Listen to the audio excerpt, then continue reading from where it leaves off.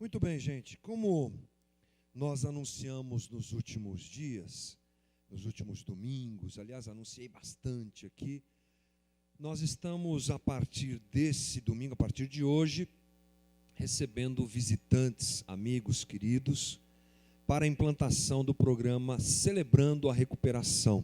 A gente fez até um certo mistério aqui, no sentido de não explicar muito a coisa, porque é o que vai acontecer nesses domingos. Esse povo querido que está visitando a gente vai nos explicar o que é o CR, o que é o Celebrando a Recuperação.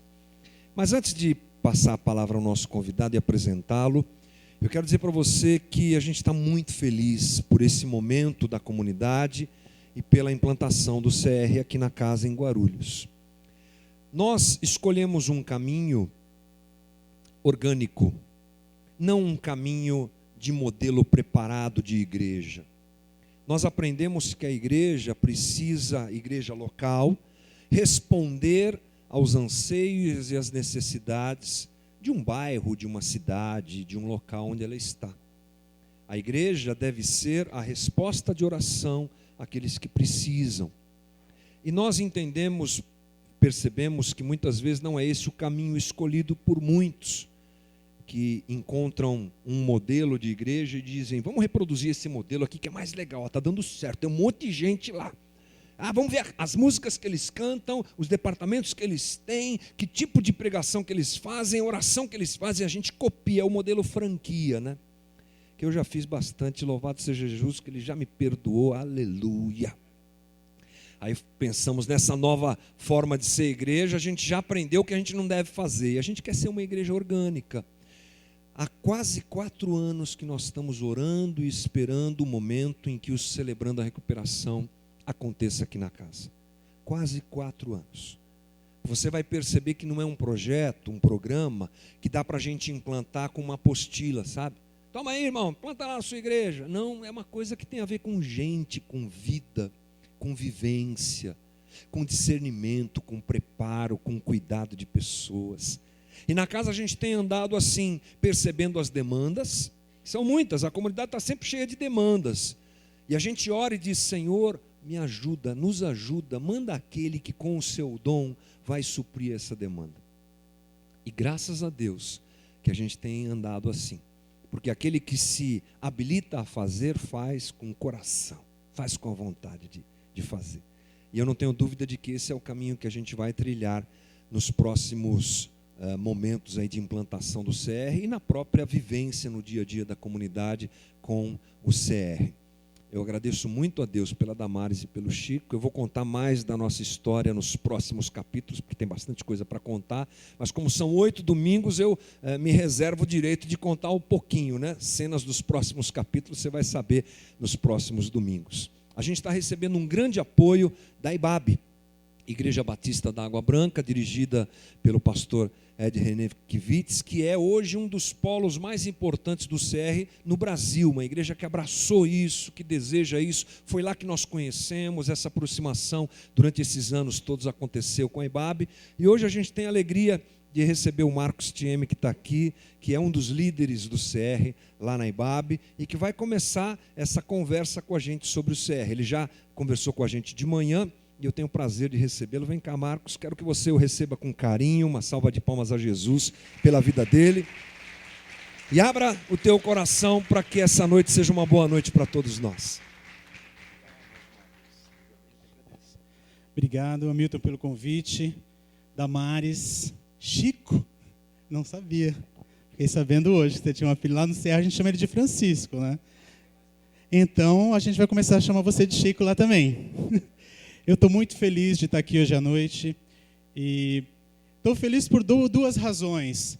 A primeira razão é porque ontem eu fiz 17 anos de casado. Então estou muito feliz, 17 anos de casado. Minha esposa estava aqui de manhã e ontem a gente teve um tempo muito gostoso juntos, né?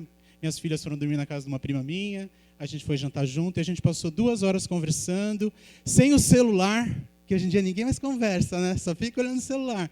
Deixamos o celular de lado, conversamos, sonhamos. E aí eu falei para ela, o que você quer para 2019? Ela disse, eu quero que a gente ore mais. Então eu fiquei contente, fiquei muito feliz. E eu estou feliz de estar aqui, nos celebrando a recuperação que está começando nessa igreja. Eu fiz a brincadeira de manhã, quem veio de manhã eu vou repetir algumas, tá? Então você tem que ter paciência comigo. Mas o CR daqui tem tudo para dar certo, porque vai ser o CR ao quadrado. Eu estava mandando uma mensagem para a Roseni, e eu falei que eu ia falar no CR da CR. Era CR da CR? É o CR da CR. Sacou? CR da CR. Então, vai ser ao quadrado.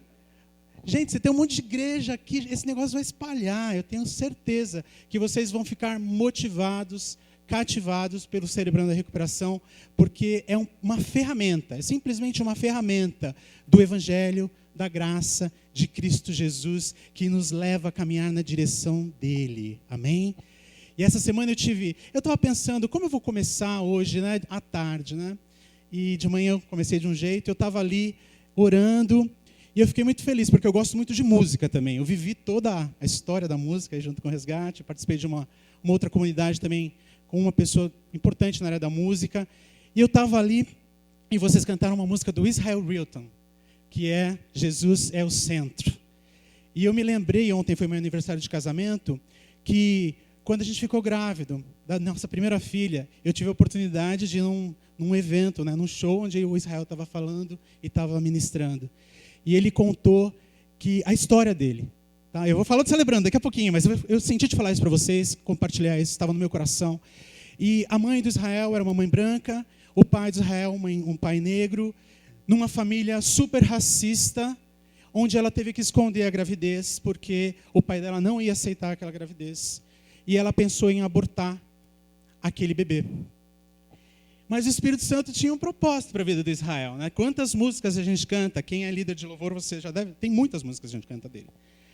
E uma serva de Deus estava orando, e o Espírito Santo falou para ela, vai nessa casa e diz quando a moça atender a porta, você diz para ela não tirar a vida desse bebê.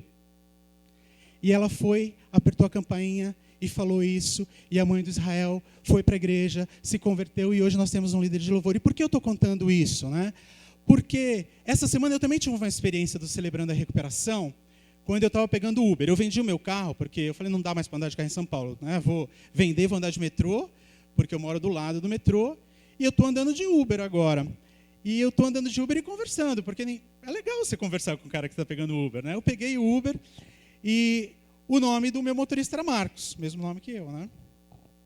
E aí eu comecei a falar com o Marcos, perguntar da vida dele, como ele estava, como que estava o Uber, e ele começou a se abrir para mim. E começou a falar da vida dele, porque as pessoas precisam de pessoas para ouvir hoje em dia, ninguém mais ouve. Então quando você pergunta assim, como você está para o motorista do Uber? Como que está o Uber? Está dando para ganhar dinheiro? Você está conseguindo viver? De repente é um gancho para você falar de Jesus para essa pessoa.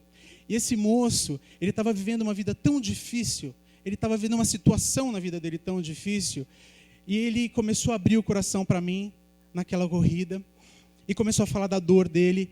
E aí, no Celebrando, a gente aprende a falar das nossas dores. Eu comecei a falar da minha dor para ele, do que eu tinha vivido.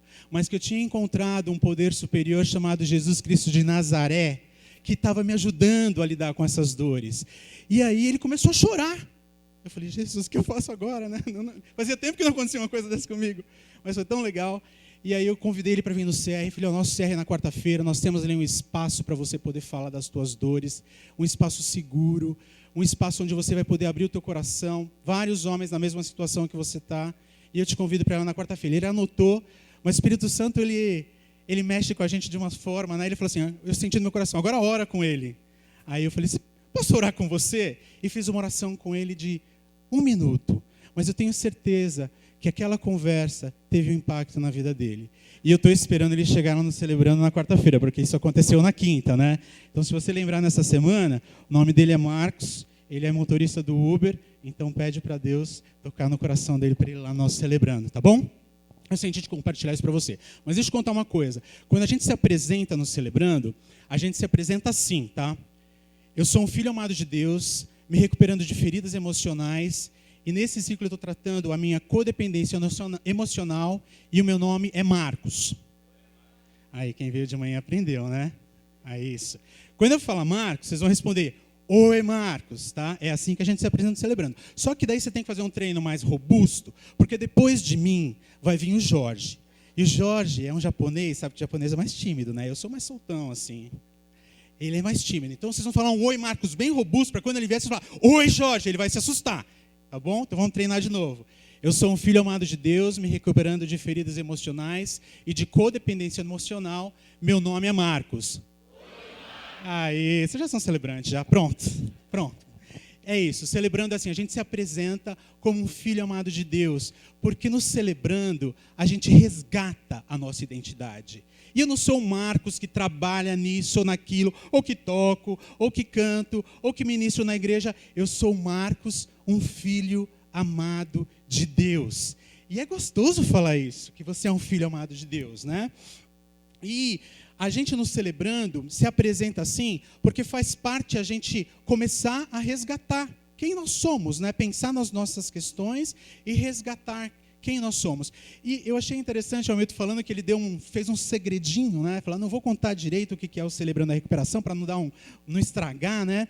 Mas eu vou começar falando para vocês o que é o Celebrando a Recuperação e depois entrar no nosso tema, que é o primeiro passo nessa caminhada de recuperação, tá? Então, isso é um pouco do histórico do Celebrando a Recuperação. Celebrando a Recuperação começou em 1991 na igreja de Saddleback, que é lá na Califórnia. É um programa de recuperação centrado em Cristo. Você já deve ter ouvido falar de outros programas de recuperação, como os Narcóticos Anônimos, os Alcoólatras Anônimos, e esses programas têm 12 passos, né? A diferença é que no nosso programa, no Celebrando a Recuperação, nós temos, além dos 12 passos, 8 princípios baseados nas bem-aventuranças.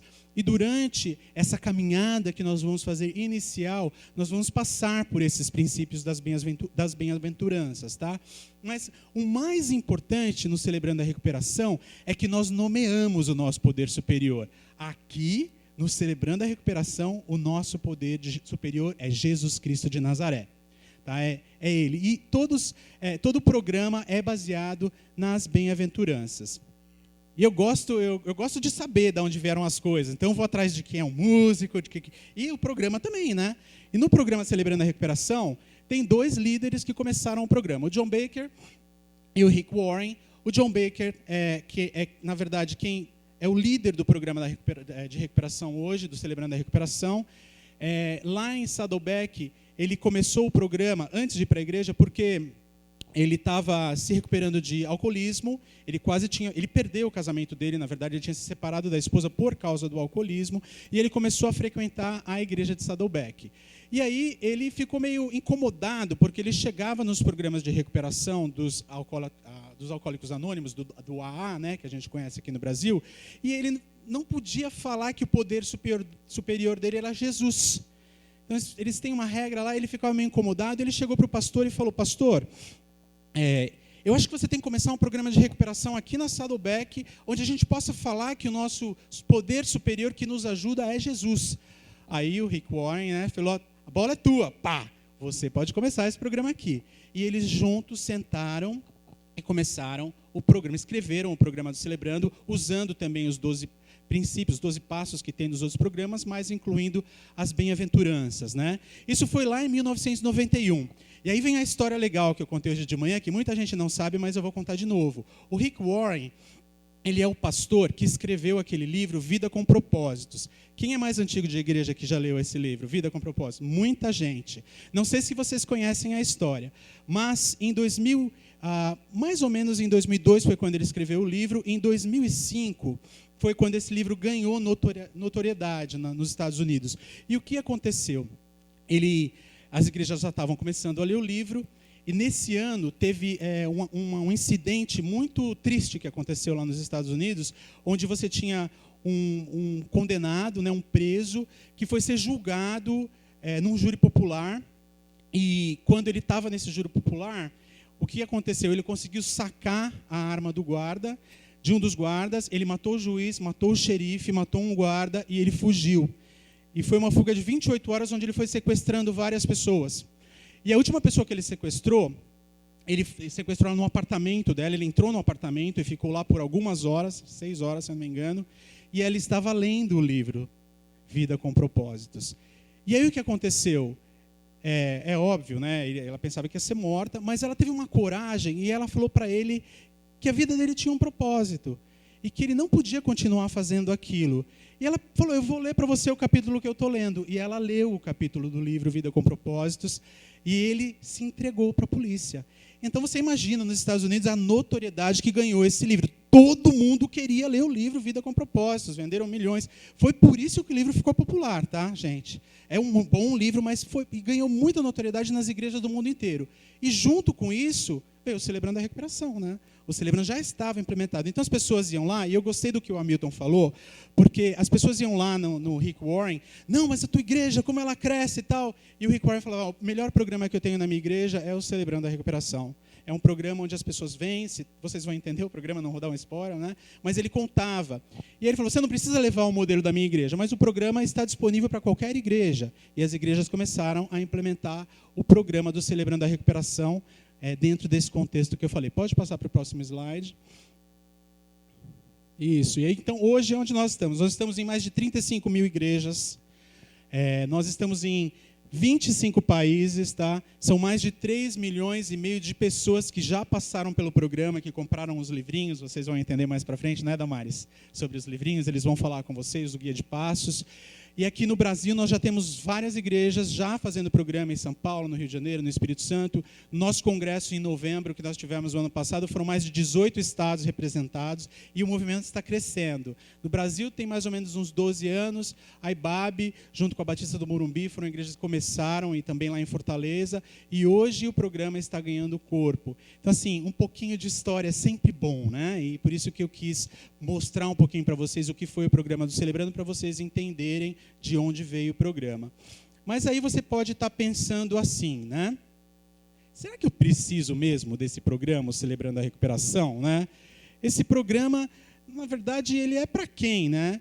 E mostrar para vocês o que é e o que não é do programa Celebrando a Recuperação, tá? O programa, o que nós somos? Um lugar onde você sente à vontade. Nós temos salas de partilha, tá? Onde nós acolhemos as pessoas para partilhar. Um lugar onde eu sou altamente respeitado, né? Um lugar onde eu posso onde a gente demonstra o amor genuíno de Jesus para as pessoas, porque nós temos um poder superior aqui, nós nomeamos e nós sabemos quem é Jesus. Um lugar onde eu tiro a máscara. Nós vamos na nossa caminhada colocando tantas máscaras nas nossas vidas, nos nossos rostos, né?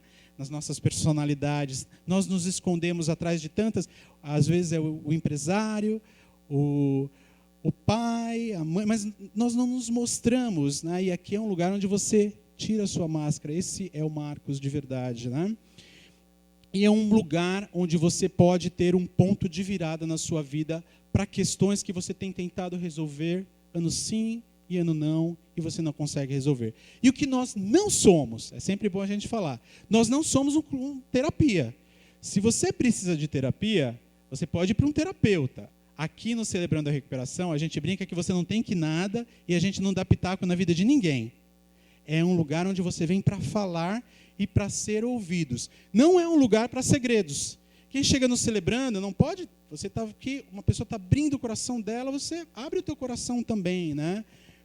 É um lugar onde você não vem para trabalhar. Então, se você acha que você vai começar o Celebrando a Recuperação para ajudar alguém, que bom, meu irmão, mas não é esse o objetivo. É um lugar para você vir e se ajudar, e se entender e mudar coisas na sua vida. Não é um lugar para perfeitos, não é um lugar para julgar pessoas. Nós temos partilhas profundas, pessoas que não são cristãs, que entram no Celebrando e partilham coisas profundas. Então nós estamos ali para acolher e para ouvir essas pessoas. E nós, cristãos de longa data, e eu era assim, então posso falar de mim, que gostamos de uma oraçãozinha do pastor rápida, assim, não, vai fazer, pronto, vem aqui, Deus vai te curar do teu alcoolismo de 15, 20 anos, amém, vai embora. Aqui no Celebrando não é isso, Deus trabalha, nós entendemos que Deus trabalha em processos. Então aqui não é um lugar para uma solução rápida, é um lugar onde nós vamos aprender os processos de Deus para a nossa vida.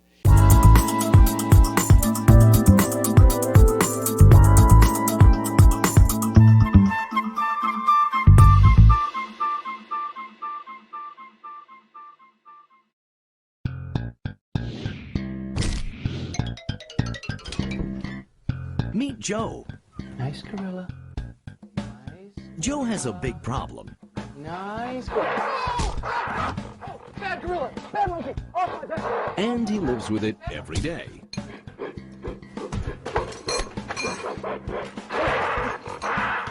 It started out small. Can you get it to me tonight? Oh, so cute. And it got too big to hide. Honey, I found this in the drain. The problem? Steals Joe's energy. Robs his money. Yeah, I have 1,000 bananas for Mr. Gorilla. Oh, thank you. And affects his health. Oh, I can't come into work today. My chest is killing me. His friends are suspicious. Hey, Joe, how about those snacks? Coming right up! Come on. Joe? And his family is scared. Left hand green. Ooh. It's okay. It's okay. It's all right. Joe knows he has to do something before he loses everything. Joe, we cannot live with this gorilla anymore. We just What? can't. What gorilla? I don't have a gorilla. We're done. What gorilla? Enough. Look, Come on, I don't Dad. have a gorilla. I don't have a gorilla. I don't have a gorilla. Joe tries to fight his problem. That's it. You and me right now.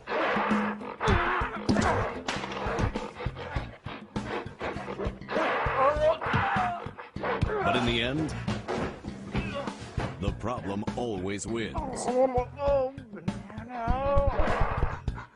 Joe wants to be free. This is me. I have a pet gorilla. He wants his life back. Sir, driving under the influence of a gorilla is a very serious offense. My car! Don't worry, he'll be back. But before he can be free, Joe has to do one thing. Hi, I'm Joe, and Admit the truth. I have a pet gorilla. Because it's the truth that sets you free.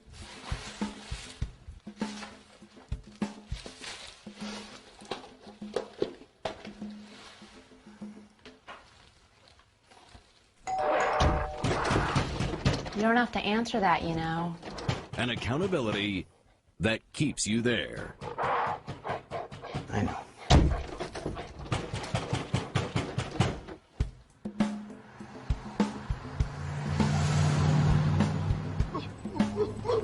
Funny monkey. Get in.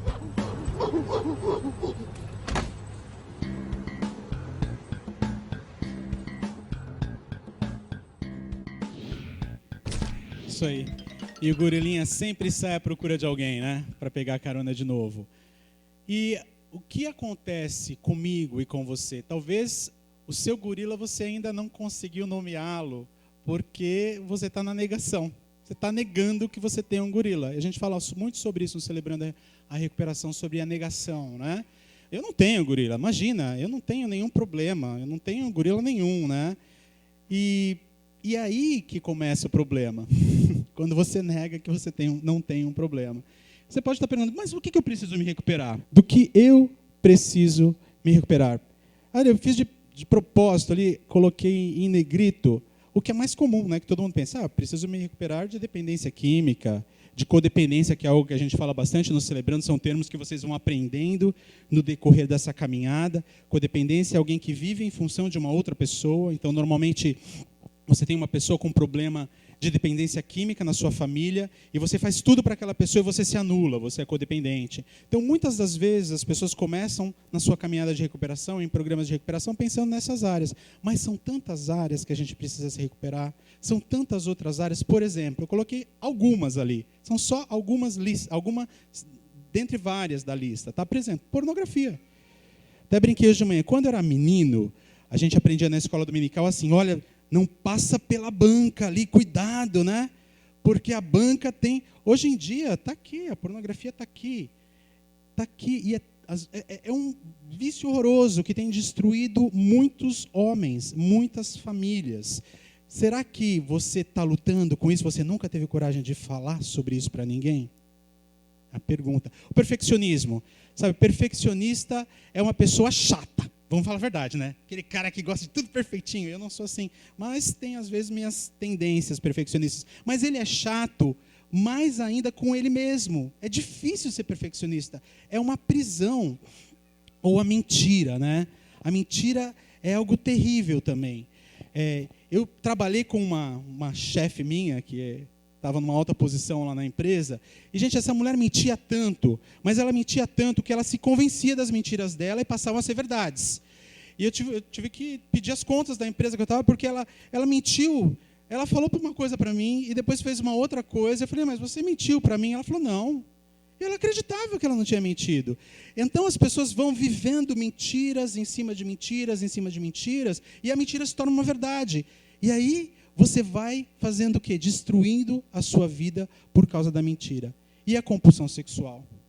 Outro problema é que a gente fala pouco nas igrejas hoje, né? Porque a gente não gosta muito de lidar com essas coisas, mas nós temos pessoas que chegam com compulsão sexual na igreja, outras, dependência alimentar, compulsão pelo trabalho, sabe? Aquela pessoa que só trabalha, não faz mais nada, não curte a família, não curte os filhos, não curte a vida. E a vida precisa ser curtida, não é só trabalho. Ou controle. Então você é o tipo de homem, de manhã eu usei mulher, agora eu vou usar homem, tá? Só para ficar... tipo de homem que controla a esposa, controla os filhos, controla todo mundo e não deixa nada passar. E você sufoca a pessoa que está do teu lado de tanto controle. E a semana retrasada, eu e minha esposa, nós participamos de um curso sobre comunicação não violenta com uma psicóloga, era para pais e professores. E ela deu um exemplo que eu vou repetir, que para mim me marcou bastante sobre essa área de controle, tá? Ela disse que ela estava tratando uma criança de 3 anos de idade com uma deficiência para falar. Ela não conseguia se comunicar. E ela começou a tentar entender o que acontecia com a criança. Lógico que ela tinha um probleminha ali para poder se comunicar, mas ela não conseguia colocar frases. Com 3 anos de idade já tem criança que já até é tão tagarela que o pai tem que mandar parar de falar, né? E esse menino não conseguia colocar uma frase junta, né? Falava palavras. E ela chegou na casa dela e ela perguntou, e ela perguntou, como que você está hoje? E a criança estava doente, mas ela fez assim. Aí ela entendeu, mas ela falou, mas como você está hoje? E a criança fez assim. O que ela queria? Que a criança falasse, eu estou dodói, ou dodói. Daí pela terceira fez, mas a tia queria saber o que você está sentindo, como que você está sentindo? Aí a mãe virou e falou assim, ele está dodói. Aí ele entendeu que o problema da criança passava pela mãe. Porque a mãe era tão controladora que não deixava o filho falar. Ela falava antes do filho falar. Você entendeu o que é controle? É mais ou menos isso. E aí a gente vai adicionando na lista, né? Talvez você precise recuperar, nesse processo de recuperação que vocês estão entrando como igreja, de uma mágoa profunda que você tem de alguém que fez alguma coisa por você, na sua família. E eu falo isso por experiência própria, porque eu tinha essa mágoa. E essa mágoa, ela te paralisa, ela te aprisiona. E sabe o que eu aprendi no Celebrando a Recuperação? Eu aprendi uma coisa muito importante, que para mim foi fundamental, que a mágoa e o ressentimento é o veneno que eu tomo para matar outra pessoa, mas que acaba me matando. E ano após ano, essa mágoa vai crescendo e você vai morrendo junto com essa mágoa.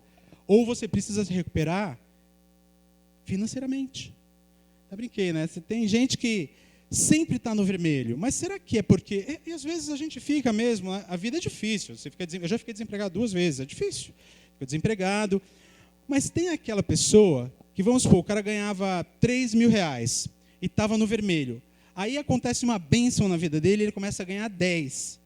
E depois de 2 anos ele continua no vermelho, porque ele gasta mais do que... É matemática, né? Mais, menos, e aí você tem que ter um saldo ali. Se você gasta mais do que você recebe, vai ficar negativo. Será que não tem alguma coisa por trás dessa sua falta de controle financeiro ou dessa sua compulsão por compras? E aí entra uma coisa que a gente fala muito no Celebrando a Recuperação, né? Qual é a sua dor? Qual é a sua dor? Mas mais do que isso, qual é a causa da sua dor, né?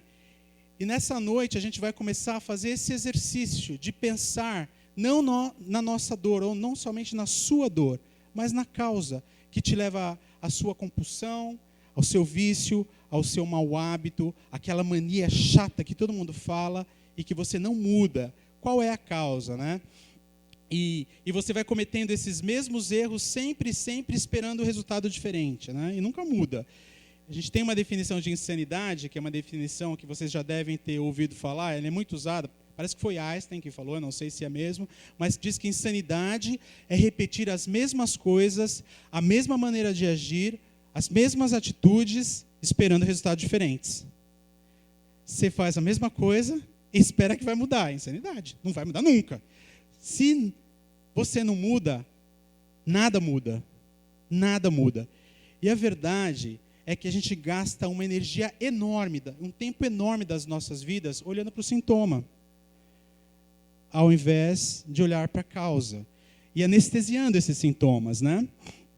E a proposta do Celebrando a Recuperação é isso. É que você comece a gastar esse tempo da tua vida olhando para as causas, né? Para que isso te ajude a ter resultados diferentes na sua caminhada, né? E isso acontece através de processos, né? Não é ao vir aqui na igreja, vamos fazer oração, leitura da palavra, é muito importante, mas tem coisas na sua vida que Deus precisa trabalhar com processos. E eu falei de manhã, vou falar de novo. Vocês se lembram que Davi foi ungido rei, né? E Davi, quando ele foi ungido rei, ele já assumiu o reinado? O que aconteceu? Ele teve que passar por um processo de Deus na vida dele, porque Deus queria forjar um coração humilde em Davi. E Davi sofreu, gente. Ele sofreu, ele teve que ir para uma caverna, ficou escondido na caverna. Ele teve a oportunidade de matar Saul. Ele não matou, porque ali era um processo. E nós vivemos num mundo líquido, né? Um mundo onde a gente quer que as coisas aconteçam muito rápido. Eu quero tudo rápido. Mas no mundo espiritual, Deus também age através de processos. E foi a mesma coisa para Moisés. Moisés matou um egípcio, fugiu do palácio e demorou muitos anos para voltar para o palácio e resgatar o povo de Israel do Egito. Não foi automático. Por que isso aconteceu? Porque ele precisava experimentar o processo de Deus na vida dele. E a gente precisa permitir que esses processos aconteçam nas nossas vidas, né? Sabe por quê? Porque Deus nos deu algo chamado livre-arbítrio. O livre-arbítrio de Deus está sobre as nossas vidas. Se você não abrir a porta do teu coração e pedir para o Espírito Santo te sondar, te escrutinar e mostrar o que está errado na tua vida, Ele não vai mostrar. Deus não vai começar um processo na tua vida. Você precisa dar o primeiro passo. E sabe qual é o primeiro passo no Celebrando a Recuperação? É reconhecer que você não é Deus. Nós lemos esses 8 princípios que estão baseados nas bem-aventuranças todas as vezes que nós nos reunimos nos nossos grupos de apoio. E esse é o primeiro passo que nós recomendamos uma pessoa que começa o Celebrando a dar. Reconheço que não sou Deus. Admito que sou impotente para controlar minha tendência de fazer as coisas erradas e que a minha vida está fora de controle. É aquele cara lá do gorila, tá? Ele perdeu a família, perdeu os amigos, está gastando um monte de dinheiro da banana lá do gorila, ele não vai trabalhar, e aí a vida dele saiu totalmente fora de controle, e ele fala, não tem um gorila, eu não preciso de ajuda. Precisa, sabe por quê? Porque a gente não dá conta sozinho. A gente não dá conta de algumas questões nas nossas vidas sozinhos. E o apóstolo Paulo, ele nos fala assim, Romanos 7, 15 a 17, se você quiser seguir na tua Bíblia, não conseguir ler, né? Pode seguir no seu aplicativo, para aqueles que são cliente Nutella, e para aqueles que são cliente raiz, pode pegar a Biblinha mesmo e ler, né? Mas vamos lá, ele diz assim, não me compreendo de modo algum, pois realmente eu quero fazer o que é correto, porém não consigo. Faço sim aquilo que não quero, aquilo que eu odeio. Eu sei perfeitamente que o que eu estou fazendo está errado. E a minha consciência má prova que eu concordo com essas leis que estou quebrando. Se você concorda que você não deve quebrar a lei, mas você continua quebrando. É isso que Paulo está dizendo. No entanto, eu não o posso evitar por mim mesmo. Por quê? Porque eu preciso de Deus. Porque já não sou eu que estou fazendo, é o pecado. Nós temos uma natureza pecaminosa que nos leva a pecar, que é mais forte do que eu e me obriga a fazer essas coisas ruins. Isso é o apóstolo Paulo falando para nós.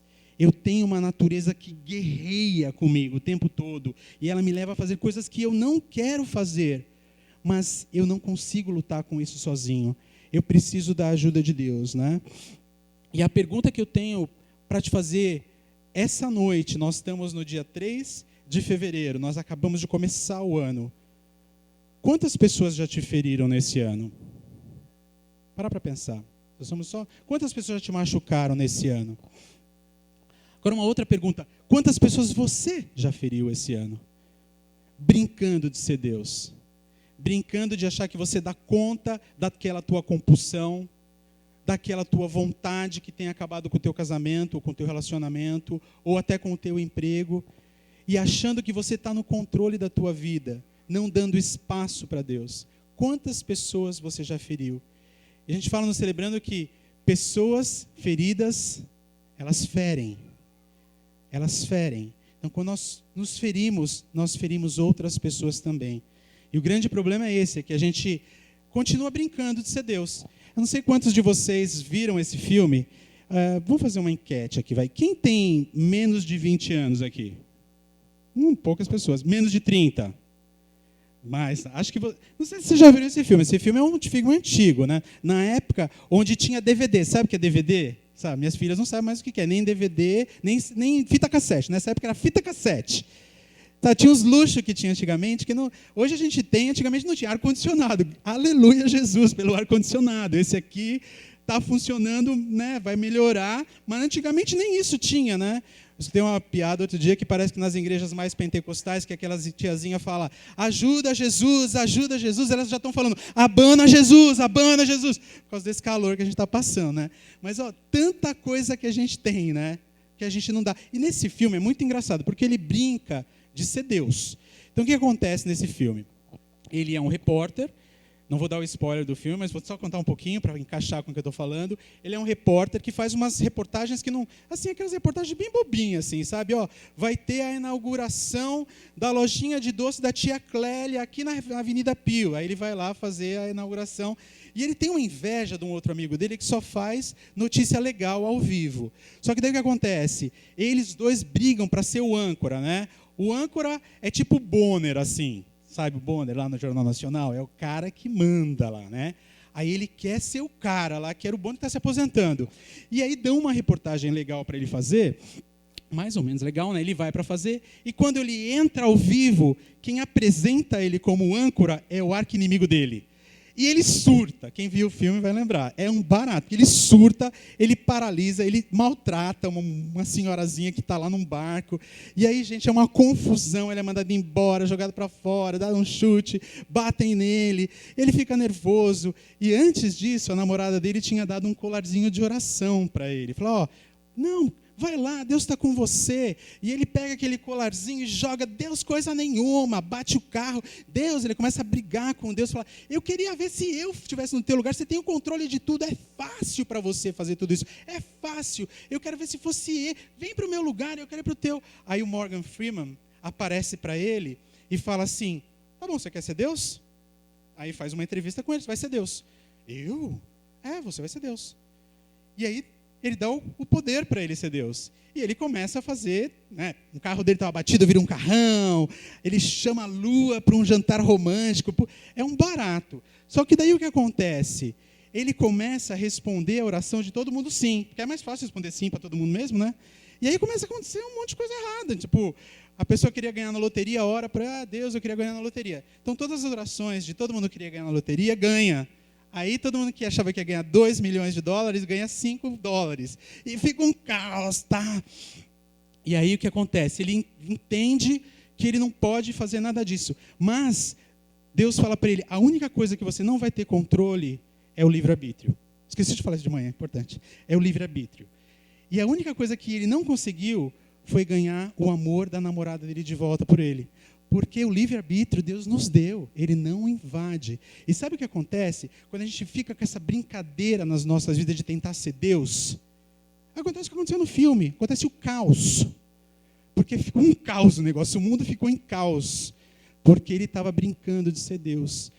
E o caos, ele vem com muitas consequências. é algo figurado que eu estou falando desse filme, mas o caos na sua vida, quando ele se estabelece, porque você tenta brincar de ser Deus, vem com muitas consequências. E o que acontece? Quais as consequências de tentar ser Deus? Primeiro, se você quiser acompanhar com o teu aplicativo, com a tua Bíblia, eu só coloquei ali os textos, o versículo, mas pode ler junto comigo, tá? Abre lá em Gênesis 3:10, né?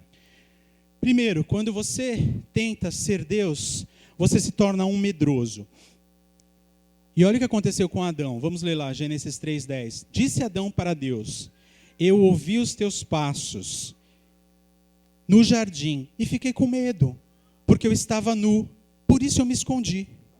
Gente, é uma piada, né? Deus criou Adão como? Vestido? Não, criou Adão nu. Só que Adão pecou, brincando de ser Deus, e aí o que o pecado fez na vida dele? Botou medo de Deus, com quem ele andava no jardim. Imagina, Adão foi acho que a única pessoa no mundo que andou no jardim conversando com Deus. Mas ele teve medo por causa do pecado. E quando a gente brinca de ser Deus, tomar o lugar de Deus, acontece isso. A gente vai se tornando medroso. A segunda coisa, Salmo 32:5. Você se torna um frustrado. E aí Davi diz assim nesse salmo: eu tentei por algum tempo esconder de mim o meu pecado. E o resultado foi que eu fiquei muito fraco, gemendo de dor e aflição o dia inteiro, né? E é isso, você vai se tornando frustrado. E talvez a sua frustração com a vida ou com as pessoas seja um sintoma de um problema mais profundo que você ainda não conseguiu resolver. Não estou falando só de pecado, não. Situações ou questões profundas suas que você não conseguiu resolver e que você está tentando controlar e não vai funcionar. O que acontece quando você brinca de tentar ser Deus? Você fica esgotado. E no mesmo salmo ele fala assim, né?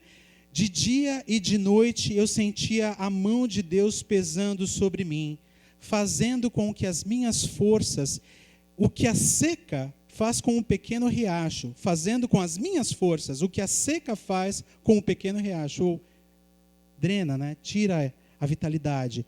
O sofrimento continuou até que eu admiti a minha culpa e confessei o meu pecado. Você anda sempre fatigado? Sempre exausto? Do que você está tentando fugir? Qual é a dor que você está tentando fugir, né? Uma pergunta. E quando você brinca de ser Deus, aí é fracasso na certa. Você se torna um fracassado. Esse texto de Provérbios 28:13, ele fala bastante comigo. Ele é um texto muito claro. Ele diz assim: quem tenta esconder os seus pecados não terá sucesso na vida. Uma outra versão fala, não prosperará. Então, se você tenta esconder os seus pecados, você não terá sucesso na vida. Mas Deus tem misericórdia de quem confessa os seus pecados e os abandona. E é isso, gente.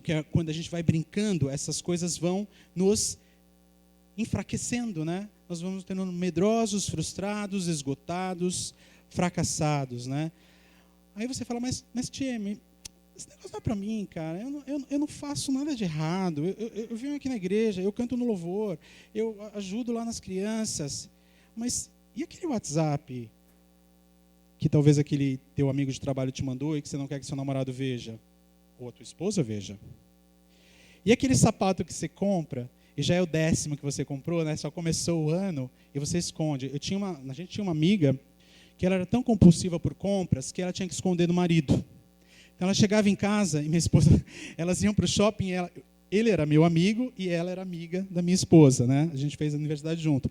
Elas saíam no shopping juntas e ela falava assim, não conta para o Marcos que eu comprei isso, porque ele vai contar para o eu estou ferrada. E tem, não é? E isso? Você já parou para pensar nessa tua compulsão por compras, né? E a pergunta é, o que eu preciso fazer para ter vitória sobre esses maus hábitos, sobre esses vícios? Às vezes são maus hábitos, são vícios, são manias que você tem, que incomodam as pessoas. E eu coloquei essas duas fotos de propósito ali. Uma que quem cresceu num ambiente evangélico, cristão, desde pequenino, você não pode beber, você não pode fumar, era o meu pecado, né? Não fuma, não bebe, né? Mas, gente, hoje isso é de menos. Tem tantos outros pecados que nos arrastam muito mais do que esse. E até eu coloquei a fotinho ali, porque esse aqui, cuidado com isso aqui. Quantas famílias que estão perdendo os seus filhos. Eu não sei se vocês ouviram, mas no ano passado nós tivemos muitos casos de suicídios de adolescentes. Adolescentes de famílias ricas. Famílias que colocam essas crianças nos colégios mais caros de São Paulo. E aí a criança não fuma, a criança não bebe, mas ela tem uma falta de atenção que isso aqui não supre. E o pai dá o melhor iPhone para ela. Agora é o 11, toma o 11. Toma, e não supre. Né? E o que a gente faz para mudar? O que a gente faz para mudar essas coisas? É um jogo difícil esse. Mas a gente tem que ir entendendo essas coisas e mudando a nossa maneira de pensar, né? E eu falo assim, mas aí você vem aqui e fala assim, mas quem precisa se recuperar é minha esposa. Não. A recuperação, ela implica a minha recuperação. Então eu não venho para o Celebrando a Recuperação para trazer um amigo. Eu posso até vir. E deixa eu te contar uma coisa. Se você pensa assim, vem, pode vir. Porque daí você vai entender que o Celebrando é para você. Não é, Chico? Todo mundo que é líder religioso de igreja, porque eu era muito religioso, entendeu? Que vem falando, isso aqui é para minha igreja, isso aqui eu não preciso, eu vou botar um programa, não estou falando que é o caso, que estou dizendo, no meu caso, tá? E aí eu fui para o Celebrando, e eu comecei a entender que aquilo era para mim. Eu tinha questões na minha vida muito fortes que precisavam ser tratadas, né? E eu precisava ter vitória, não era para outra pessoa. Mas a decisão é tua, a implicação é tua, não é de mais ninguém, né? E você precisa ter duas atitudes para começar essa jornada de recuperação. São duas atitudes simples. Primeiro, admitir que você é incapaz. E outra, ter um coração humilde. Quando você admite que você é incapaz de controlar, você começa a dar espaço para Deus. E eu passei anos da minha vida achando que eu dava conta. Eu cresci numa igreja tradicional, eu até brinco, que eu já passei, acho que eu vou para o céu direto, porque eu fui batizado quando era criança, depois batizado nas águas, aí tem, eu era de uma igreja depois para avivado, batismo no Espírito Santo, você vai, e eu tinha tantas questões na minha vida que eu não tinha resolvido ainda, e eu achava que estava dando conta de tudo, e eu não estava dando conta de nada. E aí, dentro da minha casa, eram máscaras, né? Máscaras na igreja, e dentro de casa, meu casamento quase acabando. Quase indo para a ruína. Por quê? Porque eu comecei a usar refúgios. Pornografia foi um dos refúgios que eu usei. Vocês vão ver vários homens que vão vir aqui falando sobre isso. Foi um dos refúgios que eu usei. O trabalho, o ativismo na igreja foi um recurso que eu usei tanto para me esconder das minhas dores. E aí chegou lá na igreja, o Celebrando a Recuperação. E o pastor da igreja falou, Tieme, você cuida desse negócio? Eu falei, eu cuido, né? Está na minha área aqui de acolhimento e tal. E fui lá cuidar. Porque o Celebrando era para a igreja, não era para mim. E aí, quando eu cheguei lá no Celebrando a Recuperação, eu fui para uma sala de feridas emocionais. Porque eu tinha perdido um irmão meu. Meu irmão, ele faleceu num acidente de moto, e ele tinha 4 filhos. E foi muito dolorida a perda dele para a gente, né? E depois de alguns anos, a filha mais velha dele, que foi a minha daminha de casamento, veio a falecer também. Isso foi muito dolorido para mim. Eu não sabia como lidar com essa dor. E eu fui para o Celebrando a Recuperação, porque na igreja eu ia começar o programa, e eu falei, bom, acho que essa sala é a sala que mais me encaixo, né? Sala de feridas emocionais, eu passei por algumas perdas, né? E aí eu fui para essa sala. E quando eu comecei a ouvir as partilhas dessa sala, as partilhas falavam de abusos de homens que tinham sofrido abusos na infância. E eu comecei a entender que eu passei a minha vida inteira num ambiente cristão, e eu nunca tinha lidado com os abusos que eu tinha sofrido na infância. Eu não tinha nunca confessado isso. Aliás, eu confessei para uma pessoa, foi para minha esposa. Mas eu achava que eu dava conta, que eu era o crentão, né? Aceitei Jesus, fui batizado, eu dou conta, sou uma nova criatura. Mas eu não tinha permitido que Deus colocasse a luz dele sobre essas questões e que o Espírito Santo tratasse isso dentro do meu coração. E eu fiz tanta burrada, quase perdi o meu casamento por causa disso, porque eu tinha uma dor ali dentro que gritava dentro de mim, e eu nunca tinha colocado para fora isso. E eu fui falando, fui me abrindo, fui confessando essas coisas, essas questões, e eu fui recebendo cura na minha vida, para lidar com esses traumas, com esse rombo que eu tinha dentro de mim. Isso é um processo, isso não acontece. E eu lembro que eu fui conversar com um dos pastores, né? Aliás, com o meu terapeuta, não foi nem... Porque eu tive que fazer terapia, sabe? Porque eu era crente, assim, ser crente não precisa de terapia. Isso é coisa para quem não crê em Deus. É aquelas coisas que crente não tem depressão. Crente não precisa... Gente, crente tem depressão, sim. Crente precisa de terapia. Eu não tinha feito terapia e eu estava acabando com o meu casamento e cresci e vivia dentro da igreja. E sabe o que aconteceu? Essa pessoa disse assim para mim: você é como se você fosse um bueiro. E aí dentro tem um monte de coisa que você não quer que ninguém veja, mas que você precisa deixar a luz entrar. E quando a luz entrar, ela vai começar a tirar esses ratos, essas baratas, essas larvas que estão aí, e ela vai começar a limpar tudo isso. E quando ela limpar tudo isso, você vai se sentir mais leve. E eu garanto para você que é assim que eu me sinto hoje, eu me sinto mais leve. E tantas pessoas que eu conheço que entram nesse caminho de recuperação e que admitem que não dá conta, que a gente não dá conta, vão se tornando mais leves. E admitir a sua incapacidade, quando você admite a sua incapacidade, você reconhece que você é incapaz de mudar o seu passado. O seu passado é o seu passado. E aí o que a gente diz no Celebrando, que é muito legal, e eu aprendi isso, não é o que fizeram comigo no passado que me define, mas o que eu faço com o que fizeram comigo no passado. Se você sofreu um abuso no passado, é dolorido? É muito dolorido. Mas esse abuso não te define. Você é um filho amado de Deus, uma filha amada de Deus, e você tem uma identidade que precisa ser resgatada em Cristo Jesus. Então não é o que fizeram comigo no passado, é o que eu faço com esse passado. Ou eu sofri uma separação, poxa vida, é dolorido, mas o que eu faço com isso? O que eu faço com essa experiência é o que importa. Admitir a sua incapacidade também passa por entender que você não vai controlar as pessoas. Não tem como. Você não pode. Não existe controle. A gente tenta até controlar as pessoas, né? Mas a gente não pode controlar as pessoas. O que a gente pode controlar são as nossas reações com relação ao que as pessoas fazem conosco. Eu consigo controlar, Deus me ajuda a controlar essas reações, né?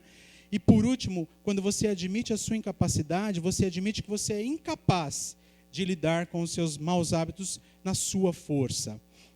E você precisa da graça de Deus. E mais importante, é o segundo passo, ter um coração humilde. Eu gosto muito dessa figura, porque ela mostra que realmente Deus não opera, quando Ele não tem espaço em um coração cheio de orgulho.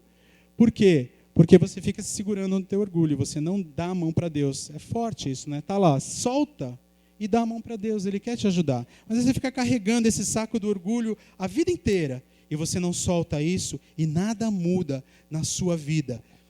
Quando eu era criança, eu aprendi esse texto que me acompanha até hoje, que é Apocalipse 3:20, né? Que Jesus fala assim: eis que estou à porta, e se alguém ouvir a minha voz e abrir a porta, tem uma ação, não tem? Eu abro a porta do meu coração. Jesus não arromba. Eu tenho que deixar o meu orgulho e falar: Jesus, eu não consigo lidar com essa situação mais. Eu não consigo, eu preciso de ajuda. E se você não fizer isso, Jesus não vai entrar, não vai ser... Porque Jesus, quando Ele entra, Ele é maravilhoso, né? Ele te ajuda a varrer o chão, Ele te ajuda a colocar a mesa, Ele te ajuda a organizar a tua casa. Ele é maravilhoso, Ele é gentil. Mas se você não abrir e deixar esse orgulho de lado, Ele não vai entrar. E quando eu estava pensando nisso, eu lembrei da história de Davi e de Saul. E vocês sabem que tem uma característica de Davi e Saul que é comum, né? Vocês lembram que eles foram ungidos pelo mesmo profeta? Qual é o profeta? Não é a escola dominical, não. O profeta Samuel. Samuel ungiu Davi, primeiro Saul, e depois ele ungiu Davi. Então os dois tinham unção de Deus. Tinha unção de profeta, de um profeta ali que os estabeleceu rei de Israel, nas suas épocas, né? Mas qual era a diferença? Saul tinha um coração orgulhoso e Davi tinha um coração humilde. Se você for ler a Bíblia e for ver os pecados de Saul e os pecados de Davi, você vai ver que, assim, eu estava até falando de mim, o único que eu me lembrei, né, que quando eu leio a Bíblia, eu lembro, poxa, Saul... ele foi lá no templo no templo e ofereceu o sacrifício no lugar do sacerdote. Deus falou: não, você fez errado. Agora Davi, Davi matou tanta gente. Davi fez tanta coisa errada. Davi fez uns pecados assim, cabeludos. Na data de hoje, imagina você escutar assim na televisão, Pampa, Jornal Nacional, pastor da igreja, o rei do governo, mandou um comandante para a guerra porque tinha traído com a esposa dele, tinha um filho e mandou matar ele na guerra. Foi isso que Davi fez. Davi mandou o comandante para frente do campo de batalha porque ele tinha adulterado com a esposa dele, ela estava grávida. Olha só, mas o que a Bíblia fala? Parece até contradição, que Davi foi um homem segundo o coração de Deus. Então, para ser um homem, uma mulher segundo o coração de Deus, não é a tua lista de pecados, entendeu? Eu sou menos pecador, eu sou menos pecador, mais pecadora, menos pecadora, menos pecador. É o teu orgulho. Para ter um coração segundo o coração de Deus, nós precisamos de humildade. E na nossa recuperação, se a gente não tiver humildade, a gente só recai. A gente não avança. A gente não melhora na nossa vida, né? E por que a gente pensa muito, talvez? Porque a gente vem, nesses últimos anos, com a filosofia do supercrente. Com aquela filosofia do eu posso todas as coisas naquele que me fortalece. Só que a gente lê esse versículo de uma maneira errada. Porque a palavra fala lá em Filipenses, eu posso passar tribulação, eu posso ter abundância, eu posso ter fartura, eu posso ter fome. Não é só abundância, não é só... E a gente vai achando com isso que a gente dá conta. Olha como o diabo é astuto, né? Isso vai entrando, não. Eu sou abençoado em nome de Jesus. Aí você canta, é meu, eu tomo posse, eu declaro. E aí você fala, não, mas... E a minha vida continua igual, estou do mesmo jeito, nada muda. Por quê? Porque você está tentando ser super crente. Porque o teu orgulho talvez não tenha sido colocado diante de Deus para que Ele trate do seu orgulho. E aí, vamos para o próximo slide. É isso aí, desculpa. E o que acontece? Quando você tem essa mentalidade, ou você pensa assim, talvez no meu caso, estou falando de mim aqui, tá? Eu me esquecia de 2 princípios e 2 disciplinas espirituais que são as mais importantes que a gente tem que sempre lembrar, que é confessar os nossos pecados a Deus. Em 1 João 1,9 diz, se confessarmos os nossos pecados, Ele é fiel e justo para nos perdoar de todo o pecado e nos purificar de toda a injustiça. Deus nos perdoa.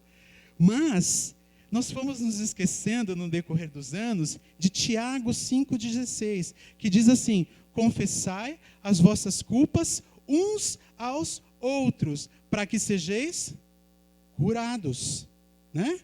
Então, quando a gente confessa para Deus, a gente é perdoado, mas não para aí.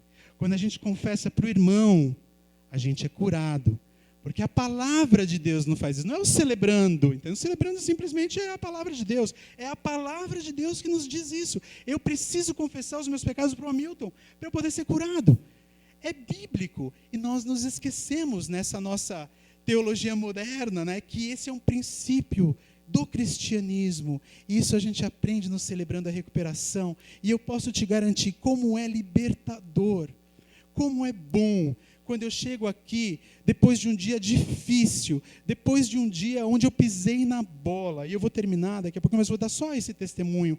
Eu estava numa sala, o meu grupo de passos, eram mais ou menos 25 homens, e quando a gente faz o grupo de passos, vocês vão aprender um monte de coisa, tá? Eu estou falando um monte de coisa que vocês, talvez, o que é codependência, mas a gente vai falando e depois o pessoal vai explicando. Eu estava no grupo de passos, e nesse grupo de passos a gente tinha pessoas de diferentes áreas de recuperação. E nós estávamos partilhando, né? E naquela noite as partilhas falavam sobre perdão, sobre quem a gente tinha que pedir perdão.